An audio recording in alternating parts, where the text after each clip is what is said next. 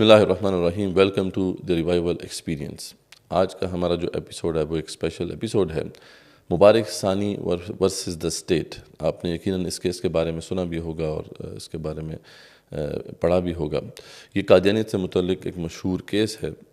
ہوا کچھ اس طرح سے تھا کہ قادیانیوں کی ایک تفسیر ہے, تفسیر صغیر, جسے 2016 میں بین کر دیا گیا تھا کیونکہ اس کے اندر بلاسفیمس کانٹینٹ تھا.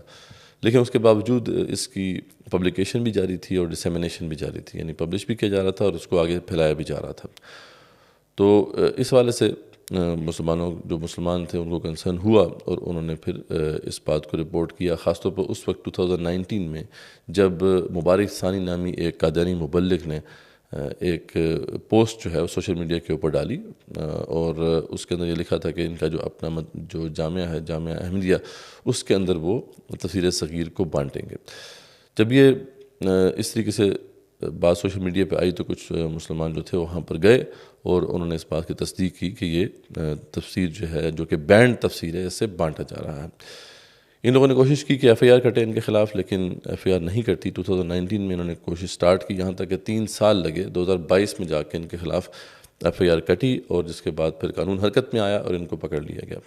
لیکن پھر یہ اس کے بعد جو ہے جاتے ہیں ہائی کورٹ کے اندر بیل کے لیے. ہائی کورٹ ان کی اپلیکیشن کو ٹرن ڈاؤن کر دیتی ہے اور اس کے بعد پھر یہ اعلیٰ جو عدلیہ سپریم کورٹ کے پاس جاتے ہیں اور وہاں پر جسٹس قاضی فائز عیسیٰ صاحب جو چیف جسٹس آف پاکستان ہیں وہ ان کو بیل گرانٹ کرتے ہیں. اور وہ ایک ڈیسیژن جو ہے اس حوالے سے ان کا جو منظر عام پر آتا ہے, جس کے اندر انہوں نے کچھ ریفرنس دیے قرآن کی آیات کے اور کچھ آئین کی کلازز کے انہوں نے ریفرنس دیے, جس کے اوپر پھر بہت تشویش کا اظہار کیا گیا. تقریباً تمام مکاتب فکر کے علماء اور اسکالرز جو ہیں انہوں نے اس پہ اپنی آراء کا اظہار کیا اور سب تقریباً متفق ہیں کہ جو آیات جن کا حوالہ دیا گیا اس ڈیسیژن کے اندر وہ بالکل غلط انہوں نے حوالہ دیا. اور ایون کہ جو آئین کی جو مختلف کلازز اور جو لیگل فریم ورک کے حوالے سے جو مختلف شکیں ہیں ان کو جو ریفر کیا گیا وہ بھی درست نہیں کیا گیا. اور یہ سب کو اب کنسرن ہے کہ اس ڈیسیژن کے بعد جو ہے قادیانیت کی ترویج کا ایک راستہ ہموار ہوگا. یہ ڈیسیژن کس حد تک درست ہے, اس کے اندر کیا مسائل ہیں, ان کو بھی ہم انشاءاللہ آج کی ڈسکشن میں کور کریں گے. لیکن اوور آل بھی ہم اس بات پہ ڈسکس کریں گے اپنے پینلسٹ کے ساتھ کہ قادیانیت کیا ہے اور کیا قادیانی جو ہیں ویسے ہی غیر مسلم ہیں جیسے کہ نان مسلمز باقی, یعنی کرسچنز, جیوز اور ہندو مت کے ماننے والے یا دیگر مذاہب کے ماننے والے نان مسلمز ہیں, یا ان کا جو سٹیٹس ہے وہ ڈیفرنٹ ہے اسلام کے اندر. اسلام کیا کہتا ہے اس حوالے سے, اور پھر پاکستان کا جو لیگل فریم ورک ہے وہ ان کے بارے میں کیا کہتا ہے. تو یہ ساری باتیں انشاءاللہ آج کے ایپیسوڈ میں ہم نے کور کرنا ہے. اور آج کا جو ہمارا پینل ہے ماشاءاللہ وہ اس حوالے سے ویل ورسڈ ہیں, ایکسپرٹس ہیں اپنی فیلڈ کے اندر. ایڈوکیٹ عبدالرحمن صاحب ہمارے ساتھ موجود ہیں جو اس حوالے سے انہوں نے ریویو پٹیشن ڈالی تھی. آج کی جو ہیئرنگ تھی اس میں بھی یہ موجود تھے. آپ نے ان کو پہلے بھی دیکھا ہوگا. ٹرانسجنڈر ایکٹ کے حوالے سے جو لیڈ پٹیشنر تھے وہ یہی تھے اور کافی اس کیس کو یہ فالو کرتے رہے اور اینڈ تک جو ہے یہ اس میں انوالو رہے. دوسرے جو ہمارے اسٹیم گیسٹ ہیں ڈاکٹر عمیر محمود صدیقی صاحب کسی تعارف کے محتاج نہیں ہیں, اسلامی نظاتی کونسل کے آپ ممبر ہیں اور ان ایشوز کے اوپر یقیناً آپ کی اوپینین جو ہے وہ سامنے آتا رہتا ہے. ٹرانسجنڈر ایکٹ کے حوالے سے اگین آپ نے ان کو کئی دفعہ میڈیا چینلز کے اوپر دیکھا ہوگا کہ وہ اسلام کا جو نقطہ نظر ہے اس کو پیش کرتے ہیں. اس کیس کے اندر انہوں نے اپنی پرسنل کیپیسٹی میں ریویو پٹیشن ڈالی تھی. ویسے تو اسلامی نظریاتی کونسل کی کچھ اس حوالے سے کچھ سفارشات یا ریکمنڈیشنز تو آ چکی ہیں, لیکن یہ ہے کہ ریویو پٹیشن جو تھی ان کی پرسنل کیپیسٹی میں تھی. تو یہ خاص آج اسی سلسلے میں کراچی سے یہاں پہ تشریف لائے اور انہوں نے ہمیں وقت دیا, تو ہم ویلکم کرتے ہیں. جی السلام علیکم ورحمۃ اللہ وبرکاتہ. وعلیکم السلام. تو پہلے ہم اس کو پہلے اس پہلو سے شروع کرتے ہیں. ڈاکٹر صاحب ہم آپ ہی سے شروع کرتے ہیں کہ یہ پہلے ہم واضح کریں, کیونکہ اس کیس کو جب ہم پڑھتے ہیں تو اس کے اندر ایک بڑی ایمبیگوٹی سامنے آ رہی ہے, اور وہ یہ کہ کیا جو قادیانی ہیں وہ غیر مسلم تو ہیں, اس میں تو کوئی شک نہیں ہے, لیکن کیا قادیانی ویسے ہی غیر مسلم ہیں جیسے کہ عیسائی غیر مسلم ہیں, جیسے یہودی غیر مسلم ہیں, جیسے ہندو غیر مسلم ہیں, یا ان کا معاملہ ڈیفرنٹ ہے؟ شریعت اس حوالے سے کیا کہتی ہے؟ بسم اللہ الرحمن الرحیم. بہت شکریہ, آپ نے بہت اہم عنوان پر آج گفتگو کی دعوت دی ہے. قادیانی بنیادی طور پر نہ صرف ختم نبوت کے منکر ہیں، بلکہ اگر آپ اس ڈیبیٹ کو ہسٹوریکلی دیکھیں اور ان کے لٹریچر کا مطالعہ کریں تو معلوم یہ ہوتا ہے کہ وہ سخت بلاسفیمس کنٹینٹ سے فل ہے۔ تو قادیانیت محض ختم نبوت کا انکار نہیں، بلکہ اس میں اللہ تعالیٰ کی توہین، نبی کریم صلی اللہ علیہ وآلہ وسلم اور کل انبیاء علیہم السلام کی اہانت، اور اس کے ساتھ ساتھ صحابہ کرام، اہل بیت اور قرآن مجید کی نعوذ باللہ توہین اور اہانت اس میں پائی جاتی ہے۔ اور اگر آپ اس کو قرآن و سنت کے تناظر میں اور بالخصوص اجماع امت کے تناظر میں دیکھیں تو نبی کریم صلی اللہ علیہ وآلہ وسلم کی عہد رسالت میں ہی اور وصال مبارک سے قبل ہی کچھ لوگوں نے دعوی نبوت کر دیا تھا۔ ان میں مسلمہ کذاب اور اسود انسی یا انسی شامل ہیں۔ اسود انسی کو تو آپ صلی اللہ علیہ وسلم کی حیات طیبہ میں ہی حضرت فیروز دیلمی رضی اللہ تعالیٰ عنہ نے، جنہیں آپ صلی اللہ علیہ وسلم نے بھیجا تھا، حضرت فیروز نے اسے قتل کر دیا۔ اور مسلمہ کذاب نے جب آپ صلی اللہ علیہ وسلم کو خط لکھا تو نبی کریم صلی اللہ علیہ وآلہ وسلم نے اس کو جواب میں جو خط لکھا ہے اس میں اسے کذاب لکھا ہے، من محمد الرسول اللہ الی مسیلمۃ الکذاب۔ تو قیامت تک آنے والے لوگوں کے لیے ایک پالیسی کو واضح کر دیا گیا کہ والسلام علی من اتبع الہدی، کہ اسلامی ریاست میں سلامتی اس کے لیے ہے جو ہدایت کی پیروی کرتا ہے۔ اب آپ دیکھیے کہ نبی کریم صلی اللہ علیہ وسلم نے تو اسے کذاب فرما دیا۔ اب قرآن مجید میں سورہ فتح کی آیت نمبر 16 ہے، قل للمخلفین من الاعراب ستدعون الی قوم اولی باس شدید تقاتلونہم او یسلمون، کہ وہ لوگ جو جہاد میں پیچھے رہ گئے تھے آپ انہیں بتا دیجئے کہ ان قریب تمہیں ایک ایسی سخت جنگجو قوم کی طرف جہاد کے لیے بلایا جائے گا کہ ان کے ساتھ دو باتیں ہوں گی، کہ تم ان سے جہاد کرو گے یا وہ مسلمان ہو جائیں گے۔ تو صحابہ کرام کہتے ہیں کہ ہمیں نہیں معلوم تھا کہ یہ کس گروہ کے بارے میں آیت نازل ہوئی ہے، لیکن جب حضرت ابوبکر صدیق رضی اللہ تعالیٰ عنہ نے ہمیں جنگ یمامہ کی طرف دعوت دی تو اس وقت معلوم ہوا کہ یہ آیت صدیق اکبر رضی اللہ تعالیٰ عنہ کے بارے میں نازل ہوئی ہے۔ پھر نبی کریم صلی اللہ علیہ وآلہ وسلم کے پاس جب یہ دو لوگ خط لے کر آئے ہیں، ابن اسال اور عبداللہ بن نواحہ، تو تقریباً تمام ہی بڑی کتب احادیث میں اور سیرت نگاروں نے اس واقعے کو لکھا ہے کہ آپ صلی اللہ علیہ وسلم نے اس لکھے ہوئے دعوی نبوت کے بارے میں سوال کیا۔ دیکھیں مسلمہ کذاب نے نبی کریم صلی اللہ علیہ وآلہ وسلم کی رسالت کا انکار نہیں کیا تھا۔ اگر آپ اس کے خط کے ٹیکسٹ کو دیکھیں تو وہ لکھتا ہے کہ نعوذ باللہ من مسیلمۃ رسول اللہ الی محمد الرسول اللہ، نعوذ باللہ من ذالک، اپنا نام پہلے لکھا، خود کو رسول ڈکلیئر کیا۔ حضور علیہ الصلوۃ والسلام کی رسالت کا وہ منکر نہیں تھا۔ تو آپ صلی اللہ علیہ وسلم نے ان دونوں سے جو خط لے کر آئے تھے پوچھا فما تقولان انتما، تم دونوں اس کے بارے میں کیا کہتے ہو؟ تو انہوں نے کہا نقول کما قال، ہم بھی وہی کہتے ہیں جو مسلمہ کذاب نے کہا ہے۔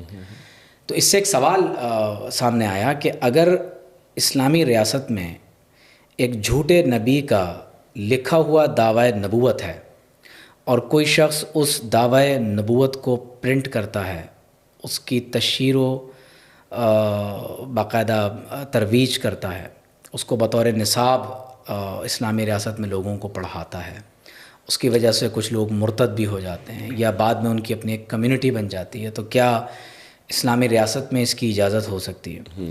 تو آپ دیکھیں کہ آپ صلی اللہ علیہ وسلم نے فرمایا کہ واللہ لولا ان الرسول لا تقتل لضربت اعناقکما، اللہ کی قسم اگر رسول کو، یعنی یہاں رسول بمعنی ایمبیسیڈر ہے، کہ سفیر کو اگر قتل کرنا جائز ہوتا تو میں تم دونوں کو خود قتل کر دیتا۔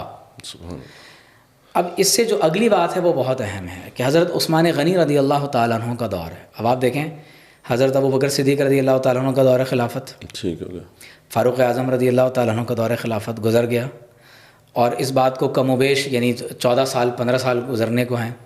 عثمان غنی رضی اللہ تعالیٰ عنہ کے عہد مبارک میں عبداللہ بن مسعود رضی اللہ تعالیٰ عنہ کوفہ کے گورنر منتخب ہوتے ہیں، اور آپ رضی اللہ تعالیٰ عنہ کی یعنی گورنرشپ کے دور میں بعض روایات میں تو کسی اور شخص کا ذکر ہے، لیکن جو اکثر روایات ہیں ان میں حضرت حارث بن مدرب رضی اللہ تعالیٰ عنہ کا ذکر ہے۔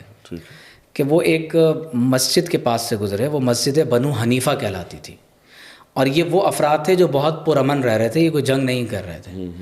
تو انہوں نے مسجد بنو حنیفہ میں بیٹھ کر باقاعدہ باضابطہ طور پر جو ہے وہ اپنی نماز پڑھتے تھے، اور مسلمہ کذاب کا جو جھوٹا کلام ہے نعوذ باللہ اس کی تربیت دیا کرتے تھے.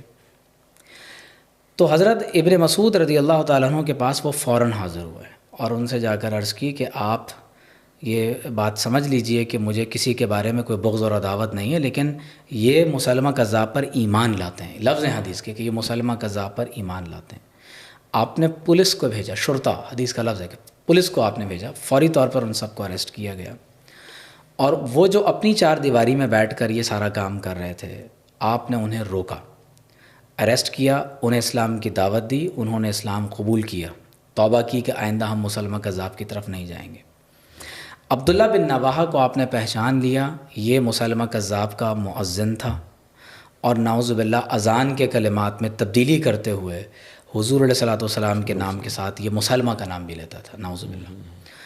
تو آپ نے فرمایا کہ تم اب سفیر نہیں ہو، اور حضور صلی اللہ علیہ وسلم کے فرمان کے مطابق تمہارا قتل تو ریاستی طور پر اسی وقت واجب ہو گیا تھا، اور آپ نے پھر اس کو سرعام بازار میں قتل کیا. تو اگر میں آپ کے سوال کے جواب کو کنکلوڈ کروں تو عقیدہ ختم نبوت ضروریات دین میں سے ہے، اس کا انکار کفر ہے اور انسان دائرہ اسلام سے خارج ہو جاتا ہے.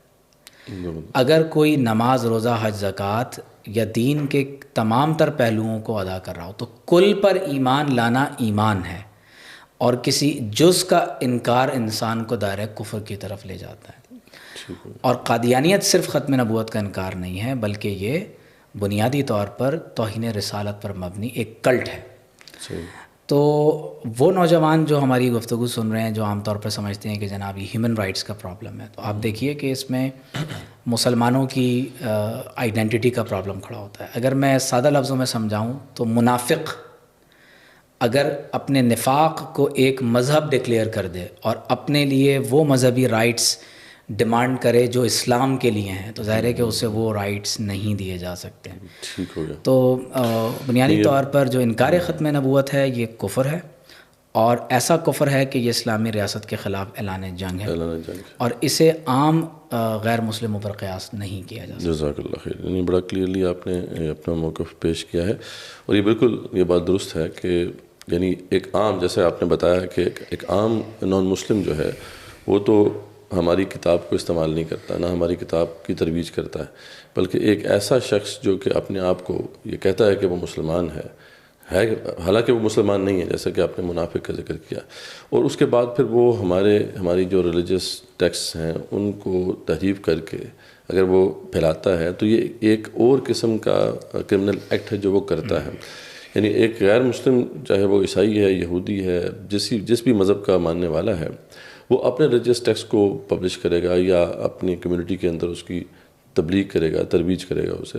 لیکن یہ ہے کہ وہ کبھی بھی ہمارے ریلیجس ٹیکسٹ اور ہماری جو ضروریات دین میں سے جو بنیادی چیزیں ہیں جس کا ذکر آپ نے کیا عقیدہ ختم نبوت، ان عقائد کے اوپر وہ کوئی کلام نہیں کرے گا. اور اگر بالفرض وہ بھی کلام کرتا ہے، اگر بالفرض وہ بھی ایسی بات کرتا ہے ہماری ضروریات کے اوپر، تو پھر اس کے اوپر بھی وہ حد لگے گی، جیسا کہ آپ نے واضح کیا. تو یہ تو شریعت کا مسئلہ اب کلیئر ہو گیا.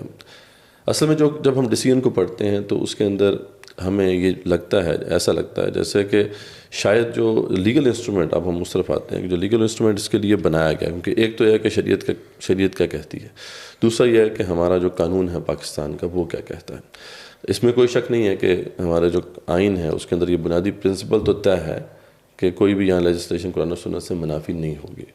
لیکن بہرحال یہ کہ کوئی بھی لیگل انسٹرومنٹ اگر آپ کو بنانا ہے، پہلے اسے ڈیولپ کرنا پڑے گا، پھر اس کو امپلیمنٹ کرنا پڑے گا، اور پھر یہ ہے کہ یہ بھی ہو سکتا ہے کہ کوئی امپلیمنٹیشن اگر کسی انسٹرومنٹ کی ہوتی ہے، اس وقت اس کی کچھ ایسی چیزیں سامنے آئیں کہ جس کو امینڈ بھی کرنا پڑے. تو ہم اس طرف آتے ہیں کہ from legal point of view کہ جو لیگل انسٹرومنٹ اس حوالے سے بنے، جیسے ہم دیکھتے ہیں کہ اس میں پہلے جو ہے کانسٹیٹیوشنل امینڈمنٹ ہوئی تھی 1974 میں. اس کے بعد پھر ہم دیکھتے ہیں کہ جو آرڈیننس تھا ضیاء کے دور کے اندر، جنرل ضیاء کے دور میں 1984 کا جو آرڈیننس ہے، جو امتناع قادیانیت جو آرڈیننس ہے، اس کو پھر باقاعدہ نیشنل اسمبلی میں جو ہے اسے انڈورس کیا گیا. تو اب یہ جو ہمارے سامنے ہمارے پاس اب لیگل اس کی انسٹرومنٹ ہے یا لیگل فریم ورک ہے جس کے اندر ایک تو کانسٹیٹیوشن کی کچھ کلازز آ گئیں اور کچھ جو ہے ہمارے پاس اب آرڈیننس کی جو ہیں کچھ کلازز ہیں. تو یہ کیا انف ہیں؟ کیا اس جو ڈاکٹر صاحب نے جس طریقے سے واضح کیا ہے کہ اسلام کا موقف کیا ہے، کیا یہ ان کو اسلام کا جو موقف ہے ان لیٹر اینڈ اسپرٹ اس کو امپلیمنٹ کرنے کے لیے کافی ہیں یا اس کے اندر کچھ فلاء رہ گیا ہے؟ جی بہت شکریہ، آپ نے موقع دیا ایسا اہم موضوع پہ گفتگو کرنے کا. اس کی قانونی حیثیت کو سمجھنے سے پہلے ہمیں تھوڑا سا تاریخی پس منظر جو قانونی ہے خاص طور پہ اس پہ بھی دیکھنا چاہیے. قادیان جو انڈیا میں واقع ہے وہاں سے یہ فتنہ شروع ہوا. پاکستان بننے سے پہلے بھی اس پر علماء کا اور مذہبی طبقے کا بہت زیادہ ریزسٹنس تھی، مزاحمت تھی. وہ کیوں تھی؟ وہ اس لیے کہ جو ڈاکٹر صاحب نے بیان کیا کہ ان کے عقائد میں بہت سارے ایسی چیزیں ہیں جو ارتداد سے اور تحریف سے، صحابہ کرام کی توہین رسالت اور اس طرح کے ان کے جو کنٹینٹس ہیں، جو مذہبی کنٹینٹس جن کو یہ کہتے ہیں، تو اس کی سد باب کے لیے علماء نے اپنے اپنے طور پر تحریکات شروع کی. وہ بڑھتے بڑھتے جب پاکستان قائم ہو گیا تو اس دوران بھی مختلف موقعوں پر تحریکیں چلتی رہیں اور بالآخر جب 1973 کا قانون بنا تو دستور بنا تو اس کے بعد یہ محسوس کیا گیا کہ اس کے بھی قانونی جو تدارک ہے وہ بہت ضروری ہے. تو اس کو سامنے رکھتے ہوئے 1974 میں سپٹمبر 1974 میں constitution amendment, second constitution amendment لائی گئی، جس کا بنیادی مقصد یہ تھا کہ کانسٹیٹیوشن میں یہ بات واضح کی جائے کہ مسلمان کی تعریف کیا اور غیر مسلم کی تعریف کیا. تو آرٹیکل 260 اس کا سب آرٹیکل 3 اور اس کا سیکشن اے اور بی، اس میں یہ باقاعدہ ڈیفائن کیا گیا کہ مسلمان کون ہے، اور اس تعریفات کو مزید اس طرح سے وہ کیا گیا، اس میں وسعت دی گئی کہ مسلمان کی ڈیفینیشن میں یہ چیز شامل ہے کہ وہ اللہ تعالیٰ کی وحدانیت کے ساتھ ساتھ حضور صلی اللہ علیہ وسلم کی ختم نبوت پر بھی کامل ایمان رکھتا ہو اور کسی کو بھی مسلم معبود یا کوئی ریفارمرز نہ سمجھتا ہو. تو اس بنیاد کے اوپر دوسری جو امینڈمنٹ کا ایک اور حصہ یہ تھا کہ قادیانیوں کو نان مسلم ڈکلیئر کرنے کے بعد انہیں کچھ اقلیتی نشستیں بھی فراہم کی گئیں کہ وہ پروونشل اسمبلیز میں باقاعدہ قومی assembly as a minority consider ہوں گے.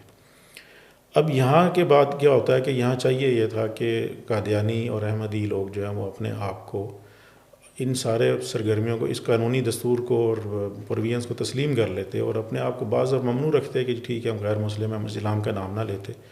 لیکن وہ اس بات پر بضد رہے اور مصر رہے اور اڑے رہے کہ ہم نے ہر صورت میں اسلام، ہم حقیقی مسلمان ہیں اور باقی مسلم لوگ جو ہیں وہ غیر مسلم ہیں. بلکہ اب انہوں نے اپنی یہ حکمت عملی بنا لی کہ ہم بہتر مسلمان ہیں اور ہم مسلمانوں کے اندر ہی ریفارم کرنے کے لیے آئے ہیں. تو ان چیزوں کو سامنے رکھتے ہوئے اس بات پر پھر ابھی کیونکہ دستوری امینڈمنٹس کے باوجود بھی معاملہ اور جو نزاکت ہے صورتحال کی وہ مسلسل جاری رہی. تو 1984 میں امتناع قادیانیت آرڈیننس پیش کیا گیا، جس کے اندر ایسے جو تعزیرات پاکستان ہے اس میں ایسی سیکشنز کو متعارف کروایا گیا کہ اگر کوئی شخص قادیانی ہو اور خود کو مسلمان ظاہر کرے اور اپنے مذہب کی تبلیغ وغیرہ کرے تو وہ اس کے کتنی سزا ہوگی اور اس کو جرم ڈکلیئر کیا گیا. اس سلسلے میں تفصیلات آپ دیکھ سکتے ہیں کہ 295 295A 295B 298 298BC یہ انٹروڈیوس کروائی گئی، جس کے ساتھ مختلف جو افعال ہیں ان کو جرم ڈکلیئر کر کے ان کے ساتھ ان کی سزا بھی بتا دی گئی. تو یہ اس کا ایک قانونی پس منظر ہے، اور ابھی بھی قادیانی حضرات جو ہے وہ اس چیز کو تسلیم کرنے کو تیار نہیں ہے کہ ہم غیر مسلم ہیں، اور وہ آئے روز ایسی حرکات کرتے رہتے ہیں کہ جس سے وہ یہ ثابت کرتے ہیں جی ہمارے ساتھ کوئی ظلم ہوا ہے اور ہمیں اپنے مذہب کی تبلیغ نہیں کرنے دی جا رہی. تو ڈاکٹر عبدالرحمن صاحب آپ ذرا یہ بتائیں کہ کیا یہ جو لیگل انسٹرومنٹس اب بنے ہیں ہمارے پاس لیگل فریم ورک ہے، کیا یہ جو شرعی نقطہ نظر ہے اس حوالے سے اس میں کچھ لوپ ہول رہ گیا ہے یا یہ کافی مطلب پروفاؤنڈ ہے، ان کے اندر کافی چیزیں کور ہو گئی ہیں؟ کیونکہ اب اس میں جو سوال پیدا ہو رہا ہے جو ڈیسیجن قاضی فائز صاحب نے دیا اور بعد میں پھر ہم اس پہ بھی تھوڑا آتے ہیں اس پہ کہ جو انہوں نے کمنٹس بھی دیے، کچھ آیات کا ریفرنس بھی دیا، اس کے اندر تو یعنی بیسیکلی یہی بات کی جا رہی ہے کہ کیونکہ یہ مائنورٹی ہیں اور مائنورٹیز کے حقوق ہوتے ہیں تو اب وہ حقوق تو ان کو ملنے چاہیے. جیسے آپ نے بھی ذکر کیا کہ جو 1974 کی جو کانسٹیٹیوشنل امینڈمنٹ تھی اس کے اندر ان کو ایک مائنورٹی کے طور پہ تسلیم کیا گیا اور ان کے لیے سیٹیں بھی رکھی گئیں. تو اب یہ شریعت کیا کہتی ہے؟ جیسے ڈاکٹر صاحب نے واضح کیا، بالکل واضح ہے کہ یہ مائنورٹی اس طریقے سے تو نہیں ہے، کیونکہ ان کے جو افعال ہیں یا ان کے جو ایکٹس ہیں ان سے تو توہین مذہب کا مسئلہ ہوتا ہے، توہین دین کا مسئلہ ہوتا ہے، اس کے ضروریات دین کے اوپر ایک آنچ آتی ہے ان کی، اگر کوئی بھی سرگرمیاں ہوتی ہیں تو کیا یہ والا جو پہلو ہے یہ ہمارے لیگل فریم ورک میں ڈسٹنکٹیولی کورڈ ہے، یا کوئی ایسا کیس جیسے وہ 1993 کا ایک جو کیس ہے جس کا اکثر حوالہ دیا جاتا ہے جو غالباً ضیاء الدین کیس ہے، تو اس کے بارے میں تھوڑا سا بتائیں کہ اس میں کیا ہوا تھا، اور کیا یہ ڈسٹنکشن کہیں پہ ہمارے اوور آل جو لیگل فریم ورک ہے اس کے اندر اسٹیبلش ہوئی ہے کہیں پہ یا نہیں؟ کیونکہ یہ بڑا امپورٹنٹ ہے۔ جی مدثر صاحب، اس میں تھوڑا سا مزید بتاؤں کہ جب 1984 میں امتناعی قادیانیت آرڈیننس آیا تو قادیانی حضرات میں سے 2 افراد نے یہ شریعت کورٹ میں، فیڈرل شریعت کورٹ میں ایک پٹیشن فائل کی کہ یہ جو امتناعی قادیانیت آرڈیننس کے ذریعے 295 اور 298 اور اس کی ذیلی دفعات جو شامل کی گئی ہیں انہیں غیر اسلامی تصور کیا جائے اور انہیں ڈکلیئر کیا جائے۔ تو اس پر 1984 میں فیڈرل شریعت کورٹ کے بینچ نے بڑی مفصل سے، میں اپنی طرف سے کوئی تبصرہ اس لیے نہیں کرنا چاہ رہا کہ قانونی دلائل کی روشنی میں جو ایک چیز ثابت شدہ وہی آپ کے سامنے رکھوں، تو 1984 میں ایک ججمنٹ پاس کی فیڈرل شریعت کورٹ نے جس کا ریفرنس ہے، اس کو مجیب الرحمان کیس کہا جاتا ہے، 1985 PLD 1985 FSC 8۔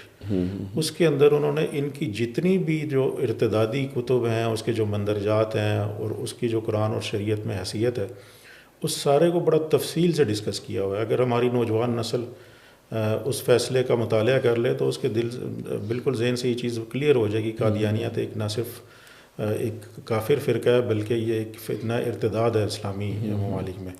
تو اس کے حوالے سے فیصلہ شریعت کورٹ نے یہ فیصلہ کیا، یہ ساری کی ساری دفعات جو ہیں امتناعی قادیانیت آرڈیننس کی وہ اسلام کے مطابق ہیں اور اس کا دستور کے ساتھ بھی کسی قسم کا کوئی متعارض نہیں ہے اس سے، یعنی کوئی کنفلکشن نہیں ہے۔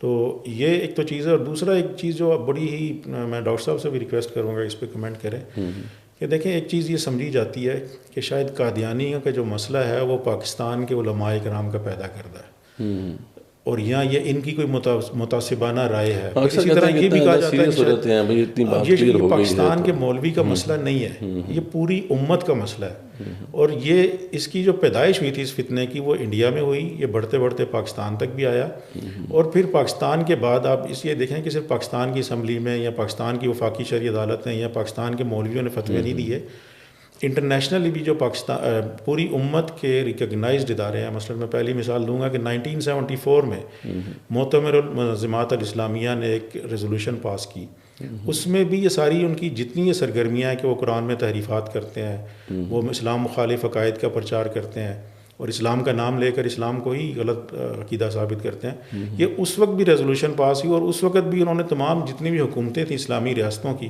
ان سے یہ ریکویسٹ کی تھی کہ آپ ان کی جو تحریفات ہیں اس کو روک دیں۔ اس کے بعد 1980s میں غالباً اگر میں درست کہہ رہا ہوں ڈاکٹر صاحب 1980s میں IIFA کی باقاعدہ ریزولوشن آئی 85 میں۔ اب یہ جو ایرا ہے یہ بڑا امپورٹنٹ ہے 1974 سے لے کر 84-85 کا، اس کے اندر بھی ان کی سرگرمیاں بڑی تیز ہو گئی تھیں۔ اس میں بھی IIFA میں باقاعدہ یہ ریزولوشن پاس ہوا کہ قادیانی لوگ جو ہیں یہ مرتد ہیں اور یہ ان کے ساتھ کسی قسم کا کوئی آپ کو مطلب ان رعایت کے مستحق نہیں ہے، اور یہ جو قرآن میں اور اس طرح کی تحریفات کرتے ہیں اس کا سد باب کریں اسلامی جتنی بھی جماعتیں ہیں اور حکومتیں ہیں۔ چلیں اس پہ ڈاکٹر صاحب ذرا آپ بھی کمنٹ کریں کہ جیسا آپ نے وضاحت کی اپنے انیشل جو آپ کی ایکسپلینیشن تھی اس میں کہ یعنی یہ جو ہے ایک ارتداد کا بھی معاملہ ان کے اندر ہے، پھر اس کے علاوہ یہ یعنی ایک جو ہے زندیق بھی ہم انہیں کہتے ہیں، یعنی ریلیجس جو ٹیکسٹ ہے اس کے اندر ان کے لیے زندیق کا لفظ بھی استعمال ہوا ہے، بعض اسکالرز نے ملحد کا لفظ بھی ان کے لیے استعمال کیا۔ تو یہ جو کیا یہ جو اس طرح کی کوئی سیپریٹ ڈسٹنکشن ہے ہماری تاریخ میں فقہی لحاظ سے کہ یہ بھی ایک کیٹیگری ہے اس قسم کے لوگوں کی، اور ان کے ساتھ کیسے ٹریٹ کیا جائے؟ جیسے آپ نے منافقت کی بات کی کہ منافقین کا بھی ایک معاملہ تھا اور ان کے ساتھ ڈیل کرنے کا ایک طریقہ کار تھا، مرتدین خاص طور پہ وہ جنہوں نے جھوٹے مدعیان نبوت کو ایکسیپٹ کیا ان کو فالو کیا، تو ان کے ساتھ بھی ڈیل کرنے کا ایک خاص طریقہ کار تھا جس کا آپ نے ذکر کیا۔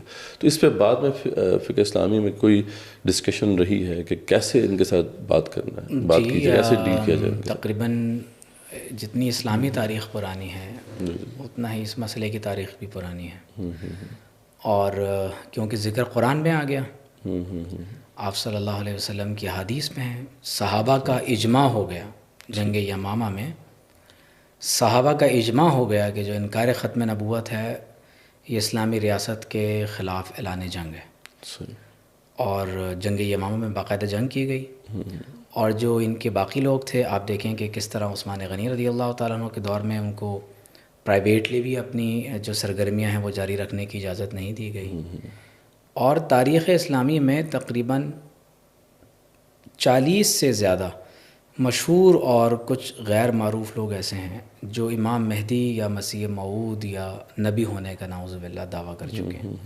حدیث میں 30 کذاب اور دجالوں کا ذکر ہے، اس سے مراد یہ ہے کہ جو بڑے کذاب اور دجال ہوں گے وہ چھوٹے کذاب اور تو زیادہ ہو سکتے ہیں۔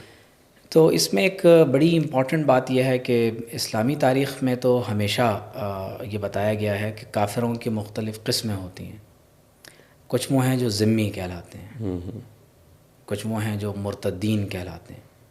مثلاً اگر ایک کرسچن ہے تو وہ کرسچن اپنی کرسچن کمیونٹی کی حیثیت سے ایک ریلیجیس اینٹیٹی کے طور پر وہ اپنا گزر بسر ایک ذمی کی حیثیت سے یا ایک سٹیزن کی حیثیت سے اسلامی ریاست میں کر سکتا ہے، لیکن اگر ایک مسلمان کرسچن ہو جائے تو کیا اس کے لیے عیسائیت کے احکامات ہوں گے؟ تو ایسا نہیں ہے۔ اسی طرح آپ دیکھیے کہ وہ پھر مرتد کہلائے گا اور اس کی سزا پھر جی قتل ہے، جی جو اسٹیٹ جو ڈیتھ پینلٹی ہے، کیپٹل پنشمنٹ ہے، وہ ہوگی۔ پاکستان کے قانون میں ابھی تک کوئی براہ راست سزا تو نہیں ہے اچھا ابھی مرتد کی کوئی، ہاں ضمنی سزا یوں ہے کہ اگر کوئی مسلمان بلیسفیمی کا ارتکاب کرتا ہے 295C کے تحت تو لیکن بلاسفیمی تو ایک خاص قسم کا ارتداد ہے، جی مطلب بلاسفیمی تو یعنی کہ وہ توہین کرے گا، لیکن ارتداد تو ہے کہ کسی نے انکار بھی کر دیا جی، لیکن وہ بھی ارتداد کے ہی ظاہر ہے، ارتداد کی ایک شکل ہے۔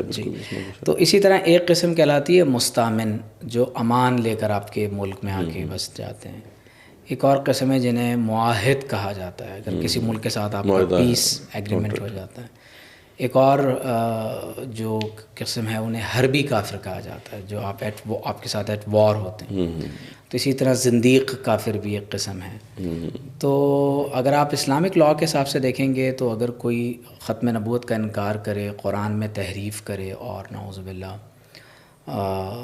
توہین رسالت کا ارتکاب کرے تو وہ فال کرتا ہے حربی کافر اور زندیق کافر کی کیٹیگری میں، وہ عام غیر مسلم نہیں کہلائے گا، جس کی میں نے ایک سمجھنے کے لیے ایک مثال آپ کو دی ہے۔ اس میں ڈاکٹر صاحب ایک چیز کو ایڈ کر لیں کہ ایک ہے جو کہ شعوری طور پر مطلب وہ یہ کام کر رہا ہے، جیسے آپ کے زمانے میں مسلمہ کذاب کو شعوری طور پہ کچھ لوگوں نے ایکسیپٹ کیا، لیکن اب جو ایک سوال اٹھایا جاتا ہے کہ یہ جو بعد کی آنے والی نسلیں ہیں جو پیدا ان کے گھروں میں ہوئے ہیں، تو کیا ان کا بھی حکم ڈیفرنٹ ہوگا یا وہی ہوگا کہ جو ان لوگوں کا ہے جو شعوری طور پہ اس کو ایکسیپٹ کر؟ دیکھیے میں نے اس لیے 2 اصطلاحات استعمال کی، ایک ہے مرتد اور ایک ہے زندیق کافر۔ تو مرتد تو وہ ہوتا ہے جو پہلے صاحب ایمان تھا پھر ایمان چھوڑ کر نعوذ باللہ مرتد ہو گیا، پھر جو آئندہ آنے والی نسلیں ہوں گی وہ سب زندیق کافر کی وہ زندیق کافر ہے۔ ٹھیک ہے۔ اچھا ڈاکٹر صاحب اس میں مجھے ایک چھوٹا سا میرا کویسچن یہ ہے، کیونکہ فقہ کا مطلب یہ ہوتا ہے کہ ان ڈیپتھ نالج آپ کو، تو میری یہ ایک سوال ہے کہ کیا ایک شخص جو یہ کہتا ہے کہ جی میں صرف مسلمان نہیں بلکہ بہتر مسلمان ہوں، تو وہ یہ سمجھ رہا ہے کہ میں مسلمان ہی ہوں لیکن پھر بھی وہ انکار ختم نبوت کر رہا ہے، تو اس کو آپ کیا اس کو مرتد کی کیٹیگری میں نہیں ڈالیں؟ دیکھیے ارتداد کی ڈیفینیشن یہ ہے کہ کوئی شخص پہلے دائرہ اسلام میں داخل ہو اور پھر اس دائرے سے باہر نکل جائے کسی عمل کی وجہ سے۔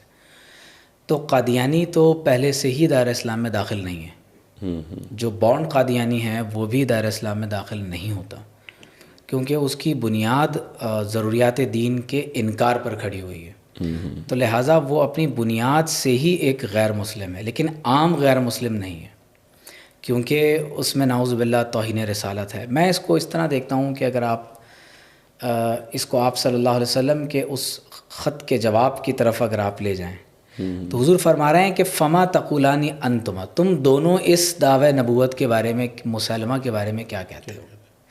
اچھا مسلمہ کذاب نے اسلام قبول نہیں کیا تھا، ٹھیک ہے، مسلمہ کذاب کا تعلق تو نصارہ سے تھا، وہ مسلمان نہیں تھا.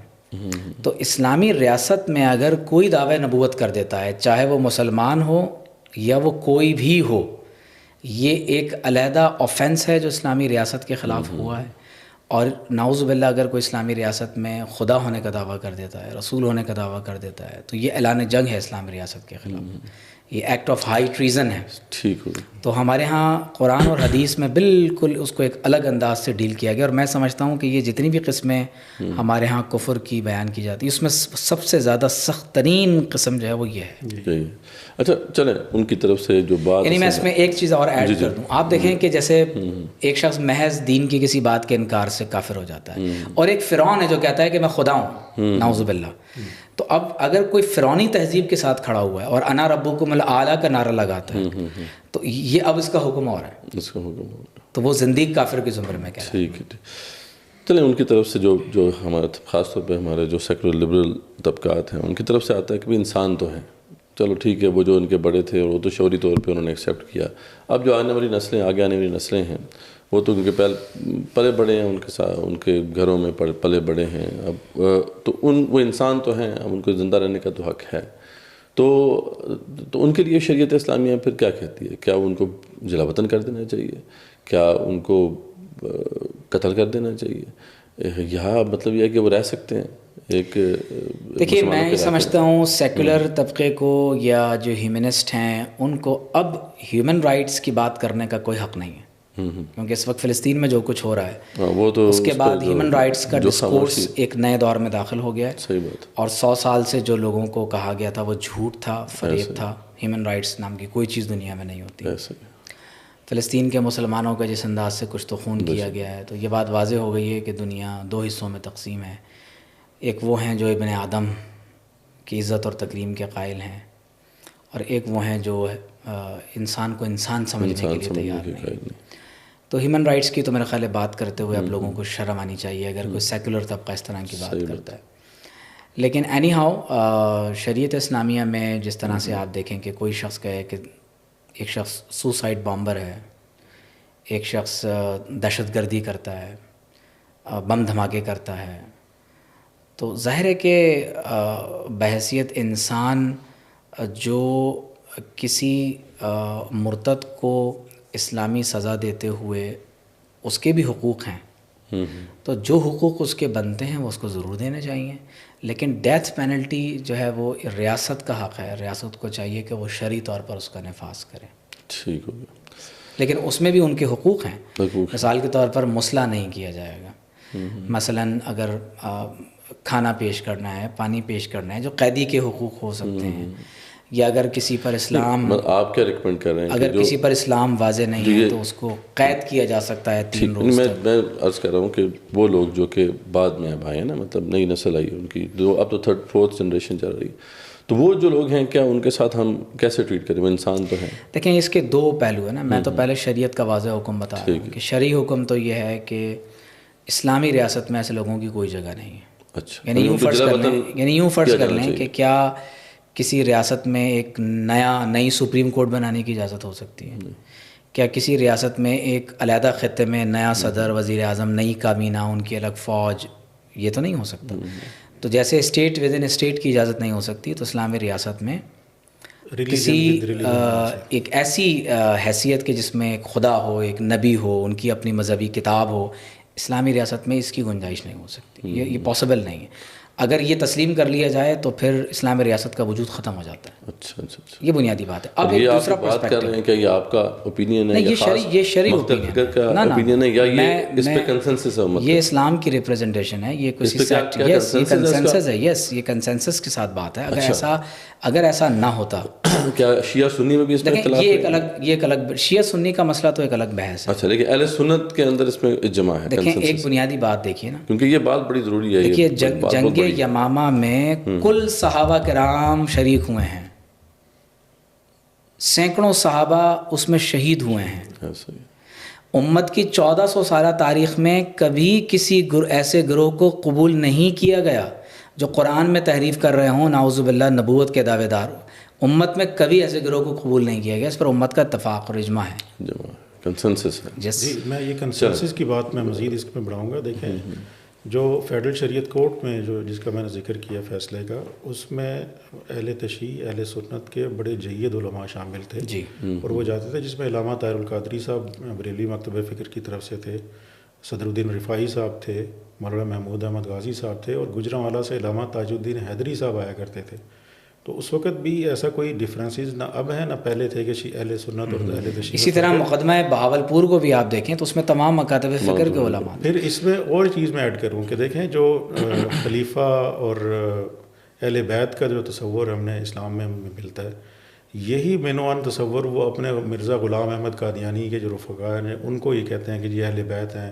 اور یہ تو یہ ممکن نہیں ہے کہ اہل تشیع حضرات اہل سنت کے ساتھ نہ ہو. اس معاملے میں پوری امت کا اجماع اور اہل سنت اور اہل. ٹھیک ہو گیا. تو پھر ہم آتے ہیں لیگل فریم ورک کی طرف. تو وہی جو سوال میں نے پہلے پوچھا تھا کہ پھر اس میں کچھ لیگل فریم ورک میں کچھ کمی نہیں رہ گئی کہ اب یہاں دیکھیں کہ لیگل فریم ورک میں تو جیسے آپ نے ذکر کیا 1974 کی جو امینڈمنٹ ہوئی تھی اس میں تو ان کو مائنورٹی بھی کنسیڈر کیا گیا، ان کے لیے سیٹس بھی رکھی گئیں. تو یہ جو چیز ہے پھر اس کو بھی تو کریکٹ ہونا چاہیے یا نہیں ہونا چاہیے؟ دیکھیں لیجسلیشن کا پروسیس بڑا سلو ہوتا ہے، اور خاص طور پہ جب انٹرنیشنل پریشر بھی ہوتا ہے تو آج کل تو بہت مشکل ہو گیا کہ آپ اس پہ لیجسلیشن پراپر کریں. اور بلکہ میں تو یہ کئی دفعہ کہہ بھی چکا ہوں کہ 1991 کے بعد تو اسلامک پوائنٹ آف ویو سے لیجسلیشن تقریباً رک ہی چکی ہوئی ہے. تو یہ ایک افسوسناک پہلو ہے. اس حوالے سے میرا خیال ہے کہ ہماری مقننہ کو، پارلیمنٹ کو، مجلس شورا چاہے وہ قومی ہے یا صوبائی اسمبلی ہے، ان کو اس طرف توجہ دینی چاہیے اور اس طرح کی جو سرگرمیاں ہیں اس کا تدارک کرنا چاہیے. چلیں یہ تو اب کلیئر ہو گیا. یعنی یہ بات اصل میں اسٹیبلش ہونا اس لیے ضروری تھی کیونکہ جب ڈیسیژن کو ہم پڑھتے ہیں تو اب بہت سی بڑی کنفیوژن پیدا ہوتی ہیں. وہاں پہ قاضی فائز صاحب نے کچھ قرآن کی آیت کو بھی ریفر کیا، کچھ کلازز کو بھی ریفر کیا. اب یہ جاننا بڑا ضروری ہے، آڈینس کے لیے بھی یہ بہت ضروری چیز تھا کہ شریعت کا پوائنٹ آف ویو کیا ہے اور ہمارا لیگل فریم ورک کیا کہتا ہے. اب ہم ذرا لیگل فریم ورک کی طرف آتے ہیں کہ چلیں لیگل فریم ورک وہ چیز تو کیپچر نہیں ہو سکی صحیح طریقے سے جو اسلام کا اصل پوائنٹ آف ویو ہے، لیکن کافی حد تک کور بھی ہوا. یہ بھی بڑی غنیمت ہے کہ ہماری پاکستان واحد ملک ہے جس کے جہاں جو ہے یہ لیگل فریم ورک ڈیولپ ہو سکا، جو ڈیولپ ہو چکا ہے اس وقت لیگل فریم ورک. اور اس میں 3-4 مختلف قسم کی چیزیں ہیں. اس میں کچھ تو یہ ہے کہ جو ان کے ٹیکسٹ سے متعلق ہے کہ یعنی وہ کوئی قرآن کی وہ تحریف نہیں کر سکتی، یا قرآن کے ترجمے کو جیسا کہ تفسیر صغیر میں ہے کہ اس کے اندر جو انہوں نے تحریفات کی ہیں تو اس کو بھی اس کی ڈسیمنیشن بھی جو ہے وہ جائز نہیں ہے. نہ پبلیکیشن جائز ہے، نہ ڈسیمنیشن جائز ہے. اور اس کے لیے جو ہولی قرآن ایکٹ 2011 کا ذکر کیا جاتا ہے. اس کے علاوہ جو ہے اور بھی کچھ جو لیگل انسٹرومنٹس ہیں. یہ بتائیں کہ اس کا جو تدارک کرنے کے لیے، یا کیونکہ اب یہ تو ٹھیک ہے کہ اب مجبوری ہے ہماری، جو بھی ہماری مجبوری ہے کہ وہ رہ تو رہے ہیں ہماری اسٹیٹ کے اندر. اسلام جو پاکستان جو اسلام کے نام پہ بنا اور اسلامک اسٹیٹ ہے، اس کا کانسٹیٹیوشن تو یہی کہتا ہے، لیکن یہ ہے کہ پھر بھی مجبوراً ہمیں اب ان کے ساتھ ڈیل کرنا پڑتا ہے. لیکن ان کے ایکٹیویٹیز کو روکنے کے لیے کئی لیجسلیشنز ہوئیں. تو وہ ذرا اس کا ایک سمری ہمیں بتائیں کہ کیا کیا ہمارے پاس اس وقت ہے لیگل فریم ورک کے اندر کہ جو ہمیں انیبل کرتا ہے کہ ہم ان کی ایکٹیویٹیز کو لمٹ کر سکیں، یا جو ہے ان کی جو اس فتنے کو ہم کنٹرول کر سکیں، کنٹین کر سکیں. دیکھیں اس حوالے سے صرف ایک ہی جو اسپیسیفکلی وہ کیا گیا ہے وہ امتناع قادیانیت آرڈیننس ہے، اور اس سے متعلقہ جو عدالتی نظائر ہیں وہی ہمارے پاس اویلیبل ہیں as a legal frame work میں جو ریمیڈی اویلیبل ہے.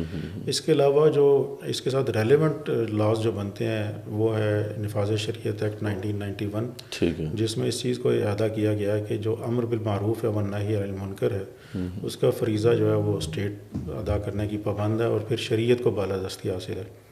لیکن افسوسناک پہلو یہ ہے کہ ہمارے کانسٹیٹیوشن میں اور ہمارے عدالتی نظائر میں اس چیز کا لکھا گیا ہے کہ شریعت کو بالادستی حاصل ہے، اور وہ شاید عوام کو مطمئن رکھنے کے لیے کیا گیا ہے. حالانکہ قانوناً جو دستوراً جب بھی ایسی کوئی بات ہوتی ہے تو وہ شریعت میں موجود تعریف کو، اس میں موجود سزاؤں کو، اس میں موجود احکامات کو صرف نظر کرتے ہوئے صرف اپنے جو ہمارے مروجہ قوانین ہیں ان پر ہی اکتفا کیا جاتا ہے. تو میرا خیال ہے کہ اس حوالے سے بھی لیجسلیشن کی سخت ضرورت ہے، اور اس معاملے پہ بھی ہمیں کام کرنے کی، اور خاص طور پہ جو ہمارا مقننہ ہے اس کے جو ممبران ہیں ان کو اپنی ذمہ داری کا احساس کرنا چاہیے. چلیں ٹھیک ہے، اب ذرا کیس کی طرف آتے ہیں. تھوڑا سا 2-3 پوائنٹس کیس کے ہم دیکھ لیتے ہیں. کیس جو ہے اس میں جو ایف آئی آر کاٹی گئی اور اس میں کچھ کلازز لگیں، اس میں 295B ہے اور 298C ہے. تو یہ 2 کلازز لگیں، لیکن ان دونوں کلازز کے حوالے سے تو کوئی ہمیں نظر نہیں آیا کہ جسٹس صاحب نے جو ہے وہ آگے بات کی، بلکہ ان کو تو ایک طرح سے ختم کر دیا, اور ایک اور کوئی کلاز ہے کہ جو illegal distribution of banned documents کے حوالے سے لگائی گئی ہے. تو یہ ذرا بتائیں کہ کن گراؤنڈس کے اوپر جو ہے ان کو نکالا گیا یا یہ کہا گیا کہ یہ صحیح نہیں کلازز لگیں, بلکہ ایک کمنٹ تو یہ بھی ہے کہ اگر تو یعنی کچھ آیات کے حوالہ دے کر قاضی فائز صاحب نے کہا کہ اگر تو اس کو ملوث خاطر رکھا جاتا تو یہ ایف آئی آر کٹنی ہی نہیں چاہیے تھی. مطلب ایک طرح سے یہ میسج بھی وہاں پہ ملتا ہے ہمیں ڈیسیژن کے اندر.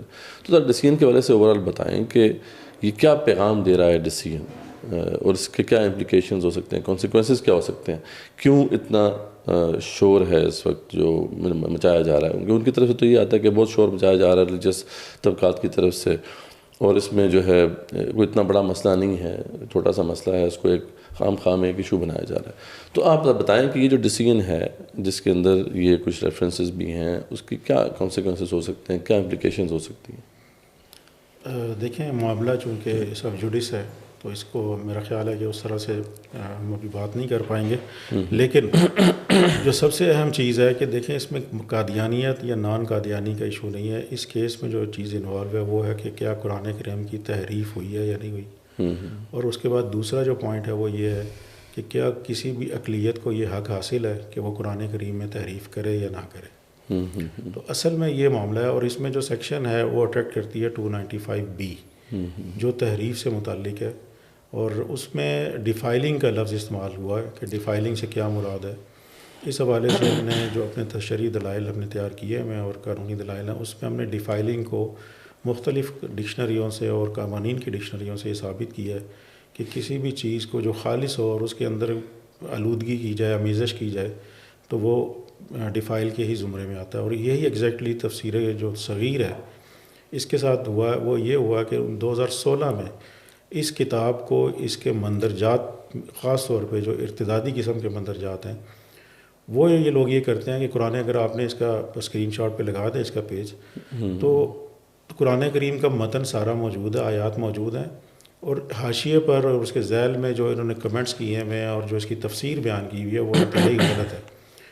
صرف یہ نہیں ہے بلکہ اس پرویژن میں یہ ہے کہ ایسے تبصرہ یا ایسی تفسیر جو کہ اسلام مخالف عقائد سے, یعنی اسلام کے جو عقائد ہیں اس کے مخالف اور اس کے برعکس ہو, تو یہ دونوں چیزیں اس میں پائی جاتی ہیں کہ قرآن کریم کی تحریف معنوی کی گئی ہے, اور اس کے علاوہ یہ اس کا جو ان لافل پرپز ہے وہ بھی سامنے آتا ہے کہ وہ اپنے غیر قانونی جو غیر دستوری اپنا جو حق تبلیغ ہے اس کو استعمال کرنے کے لیے کر رہے ہیں.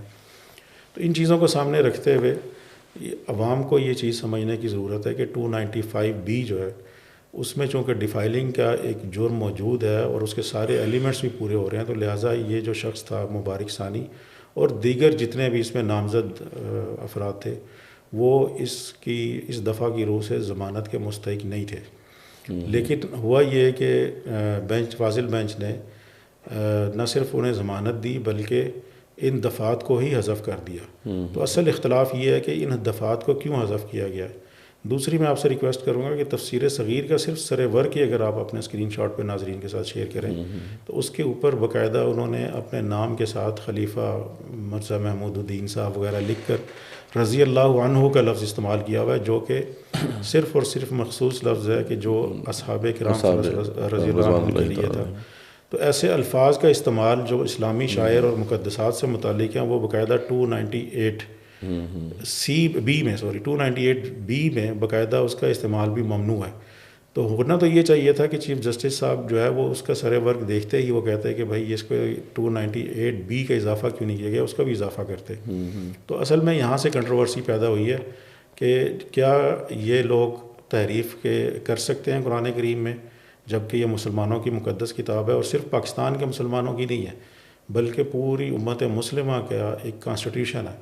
اگر ہم ایک اپنے پاکستان کے کانسٹیٹیوشن میں کہیں پہ کامہ لگا دیں یا کہیں پہ میننگ چینج کرنے کی کوشش کریں تو میرا خیال ہے کہ سپریم کورٹ کے سبھی ججز اور ہائی کورٹ کے ججز جو ہیں ان کے لیے یہ ایک بڑا مسئلہ بن جائے گا. اگر وہاں یہ مسئلہ پیدا ہو سکتا ہے جو پوری امت کا کانسٹیٹیوشن ہے, جب اس میں تبدیلی کی جا رہی ہے, اس کی غلط ترجمانی اور وہ بھی ترجمہ اور تفسیر کا نام لے کر اس میں اندر داخل کی جا رہی ہے اور گمراہ کو نظریات داخل کیے جا رہے ہیں, تو ہمیں یہ قابل قبول نہیں ہے.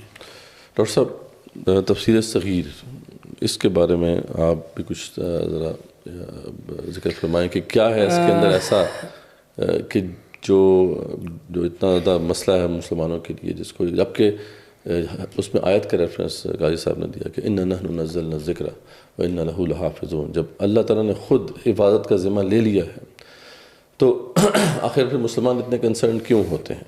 یہ اکثر سوال پوچھا جاتا ہے کہ اللہ تعالیٰ نے خود حفاظت کا ذمہ لے لیا ہے، اب ہم اگر کنسرن ہوں گے اس میں تو اس پہ کوئی فائدہ تو ہونے والا نہیں ہے. تو اس پہ ذرا آپ بھی اپنا کومنٹ کیجئے، بتائیے کہ تفسیر صغیر کیا ہے اس میں، اور پھر یہ والی بات بھی کہ جب اللہ تعالیٰ نے اس کی حفاظت کا ذمہ لے لیا ہوا ہے قرآن کا، تو کیا ہمیں پھر اس بارے میں خاموش ہونا چاہیے، ہمیں اس بارے میں کنسرن نہیں ہونا چاہیے کوئی اگر اس طرح کا ٹیکسٹ چھپ رہا ہے؟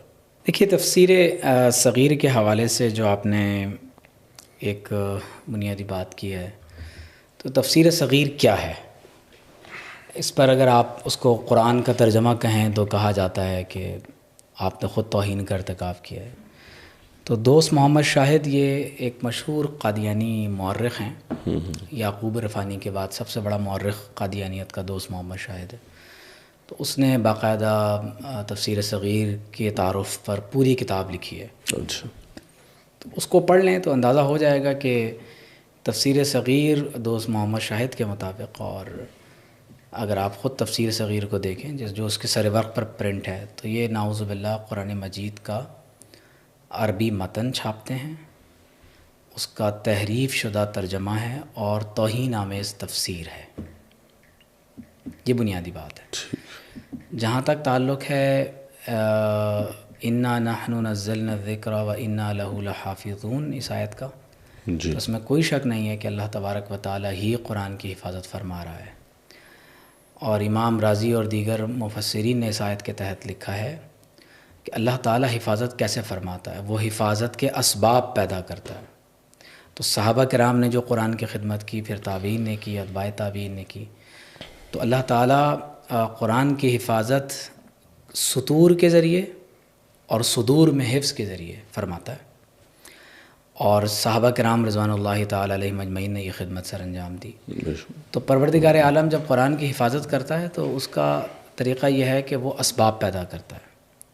میں اس کی ایک مثال آپ کو دیتا ہوں کہ قرآن مجید کی یہ ایک آیت مبارکہ ہے، اور یہ سورۃ المائدہ ہے، اور سورۃ المائدہ کی آیت نمبر 44 ہے.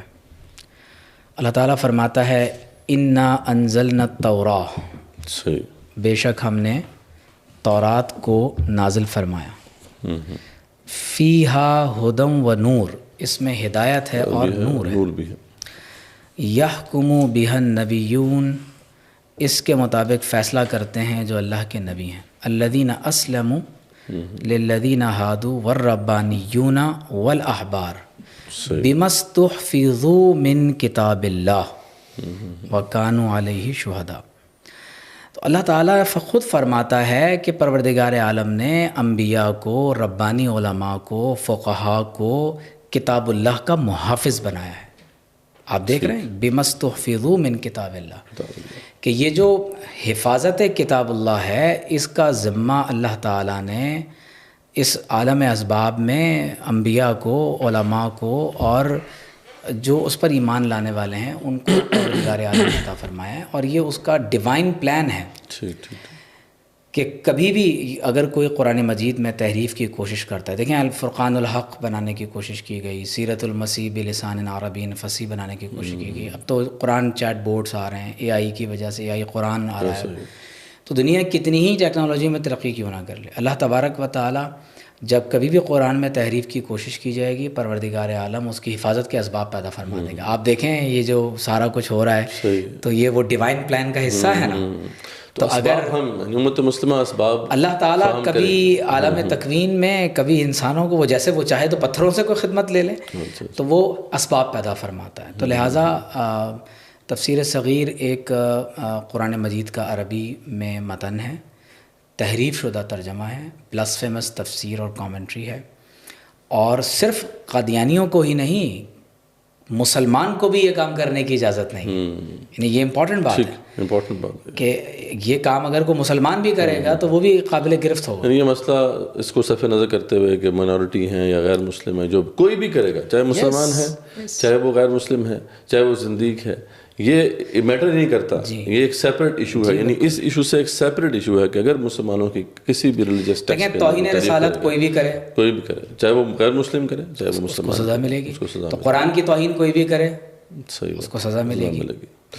تو یہ ہے سارا مسئلہ جو آڈینس کو ہم یہی بتانا چاہتے ہیں کہ یہ مسئلہ صرف یہاں تک نہیں ہے کہ ہم چلیں ان کو ایکسیپٹ کر لیں بطور انسان کے. مسئلہ یہ ہے کہ جب بھی یہ رہیں گے، کسی بھی سوسائٹی میں رہیں گے، یہ اپنے ریلیجس ٹیکسٹ جو ہیں ان کو پڑھتے رہیں گے. ظاہر بات ہے وہ اس پہ ایمان رکھتے ہیں اور اس ریلیجس ٹیکسٹ کو وہ پھیلاتے بھی رہیں گے، اور یہ سلسلہ مطلب ختم نہیں ہوگا. اور جو ریلیجس ٹیکسٹ ان کا ہے وہ بائی ڈیفالٹ جو ہے وہ بلاسفیمس ہے. اور دیکھیں آن لائن مختلف ویب سائٹس پر اگر یہ اویلیبل ہے اور ہے تو مجھے آپ بتائیں کہ کیا یہ مسلم دنیا کے لیے ایمان کے حوالے سے تھریٹ نہیں؟ بالکل ایک تھریٹ ہے.